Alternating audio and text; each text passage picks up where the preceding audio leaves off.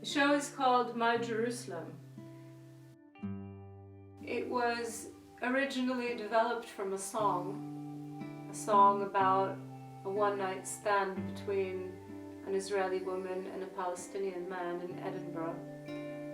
And the show jumps between that story of that night and my childhood in Israel growing up in the 80s amid all kinds of political turmoil, the first Intifada, a lot of scary things were happening everywhere. So many people have this weird projection about this thing called Jerusalem, either from church or from mosque or from synagogue or from William Blake's hymn. But very few people actually know what the place is, what the actual physical place is like. It's a very tense place. There's a syndrome called Jerusalem syndrome. It's when people think that God has spoken directly to them and they start preaching to everyone else what God wants. The name of the show, My Jerusalem, is inspired by a quote from the actual show. An ultra-Orthodox woman on the bus that when I was 16 slapped me for dressing immodestly, and she says, God has made you a princess but you act like a whore, shame. And then she ends with her monologue with, this is my Jerusalem, not just any old town.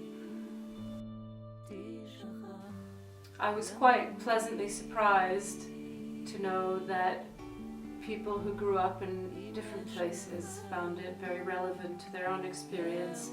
One woman who grew up in Northern Ireland and another one who grew up in Berlin. One of the first times I did the show was in Sheffield for Festival of Debate, and there was a Palestinian man there who in a very moving moment came and spoke to me and said that he sat watching and he struggled because I'm an Israeli, he would like to hate me, and he found it difficult to hate me because he was seeing my human side. Beyond the political elements of this piece, it's a story about child abuse, and the abuser is a Holocaust survivor. Another issue I tried to touch upon is the cycle of terror, how the abused left untreated becomes the abuser, how the same nation that suffered so much during the Holocaust is now in a position of oppressing another nation. And how this happens, I want to try and go beyond the blame game and try and figure out a way to actually stop this cycle of abuse. If there's any aim I would like this show to achieve in any small way, it's to be able to see each other as humanity.